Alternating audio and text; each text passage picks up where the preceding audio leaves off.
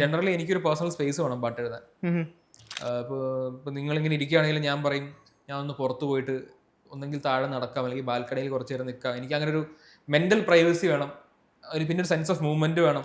ഇരുന്ന് കഴിഞ്ഞാൽ എനിക്ക് വർക്ക് വരില്ല, ഒന്ന് നടക്കുമോ അങ്ങനെ എന്തെങ്കിലുമൊക്കെ വേണം എനിക്ക് പൊതുവേ വർക്ക് വരാൻ. പക്ഷെ വിദ്യാർത്ഥിയുടെ അടുത്ത് അവർ ടിപ്പിക്കലി ഉള്ള സീൻ സാറ് ഇവിടെ ഇരുന്ന് കമ്പോസ് ചെയ്യും, അവിടെ ഡയറക്ടർ ഇരിപ്പുണ്ടാവും, ഇവിടെ പ്രൊഡ്യൂസർ ഇരിപ്പുണ്ടാവും, ഞാനിവിടെ ഇരിപ്പുണ്ടാവും, അങ്ങനെ ഇരുന്ന് എഴുതണം എന്നുള്ളതാണ്. അപ്പോൾ തുടക്കത്തിലൊക്കെ അങ്ങനെയായിരുന്നു. എനിക്ക് വളരെ ഡിഫിക്കൽട്ടായിരുന്നു.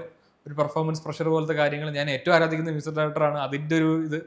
അപ്പോൾ ആഫ്റ്റർ പോയിട്ട് ഇത് വിദ്യാസാഗർ സാർ അറിയാം, ഓ ഇവൻ ഇങ്ങനെയാണ് വർക്ക് ചെയ്യുന്നത് മനസ്സിലാക്കിയിട്ടാണ് നീ പുറത്ത് പോകും, കുഴപ്പമില്ല.